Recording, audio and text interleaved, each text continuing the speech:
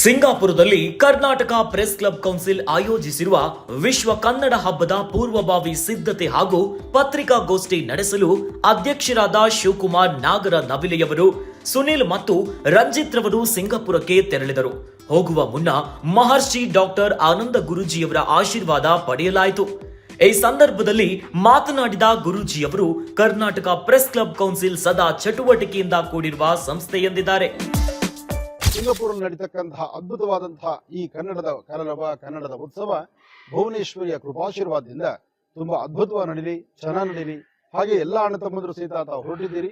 ನೀವೆಲ್ಲರೂ ಹೊರಟು ಈ ಯಶಸ್ಸಿನ ಕಾರ್ಯಕ್ರಮಕ್ಕೆ ಪೂರ್ವಭಾವಿಯಾಗಿ ಆ ಸಕಲ ಸಿದ್ಧತೆಗಳನ್ನ ಮಾಡ್ಲಿಕ್ಕಾಗಿ ಹೊರಟಿರುವಂತಹ ಈ ಶುಭಗಳಿಗೆ ತಮ್ಮೆಲ್ಲರಿಗೂ ಸಹಿತ ಯಶಸ್ಸುಂಟಾಗಲಿ ಅಂತ ಲಕ್ಷ್ಮೀ ಗೋರಹ ಸ್ವಾಮಿಯನ್ನ ನಾನು ಪ್ರಾರ್ಥನೆ ಮಾಡ್ತೇನೆ.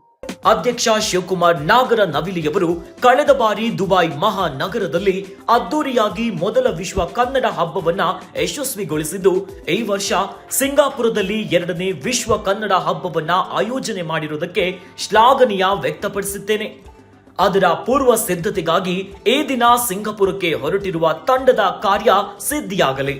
ಸಿಂಗಾಪುರದಲ್ಲಿ ಕನ್ನಡಮ್ಮನ ಕೀರ್ತಿ ಪತಾಕೆ ರಾರಾಜಿಸಲಿ.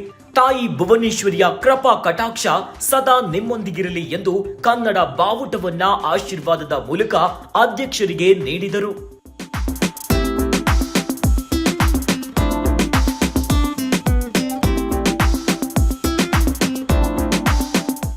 ನಂತರ ವನಕಲ್ಲು ಮಠದ ಪೀಠಾಧ್ಯಕ್ಷರಾದ ಶ್ರೀ ಶ್ರೀ ಬಸವ ರಮಾನಂದ ಮಹಾಸ್ವಾಮಿಗಳು ಮಾತನಾಡಿ, 2000 ವರ್ಷಗಳ ಇತಿಹಾಸ ಹೊಂದಿರುವ ಕನ್ನಡ ಭಾಷೆಗೆ ರಾಷ್ಟ್ರೀಯ ಸ್ಥಾನಮಾನ ದೊರಕಿದ್ದು, ಕೋಮಲ ಹಾಗೂ ಪ್ರಿಯವಾದ ಕನ್ನಡ ಭಾಷೆಯನ್ನ ವಿಶ್ವಕ್ಕೆ ಪರಿಚಯಿಸುವ ಕೆಲಸ ಕರ್ನಾಟಕ ಪ್ರೆಸ್ ಕ್ಲಬ್ ಕೌನ್ಸಿಲ್ ಸಂಸ್ಥೆ ಮಾಡುತ್ತಿದೆ.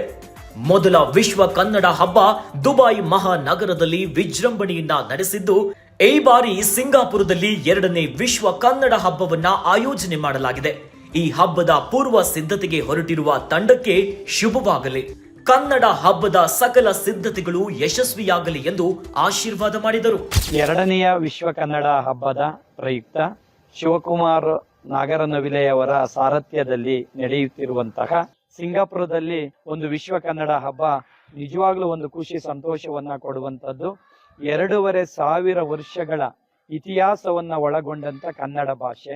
ಹರಸಿ ಹಾರೈಸಿದ ಪೂಜ್ಯರಿಗೆ ಅಧ್ಯಕ್ಷ ಶಿವಕುಮಾರ್ ನಾಗರ ನವಿಲೆಯವರು ಕೃತಜ್ಞತೆಗಳನ್ನ ತಿಳಿಸಿ, ಪ್ರತಿ ಕಾರ್ಯಕ್ರಮಕ್ಕೆ ನಿಮ್ಮ ಆಶೀರ್ವಾದ ನಮ್ಮೊಂದಿಗಿದೆ, ಮುಂದೆಯೂ ಕೂಡ ನಿಮ್ಮ ಆಶೀರ್ವಾದ ಸದಾ ನಮ್ಮೊಂದಿಗಿರಲಿ ಎಂದು ಗೌರವ ನಮಸ್ಕಾರಗಳನ್ನ ಅರ್ಪಿಸಿದರು.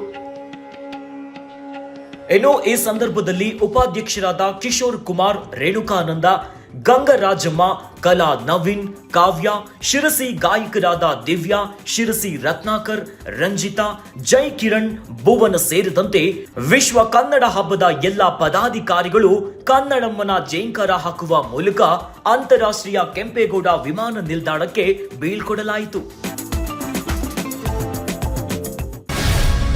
ಗ್ಯಾರಂಟಿ ನ್ಯೂಸ್, ಸುದ್ದಿ ಖಚಿತ, ನ್ಯಾಯ ನಿಶ್ಚಿತ.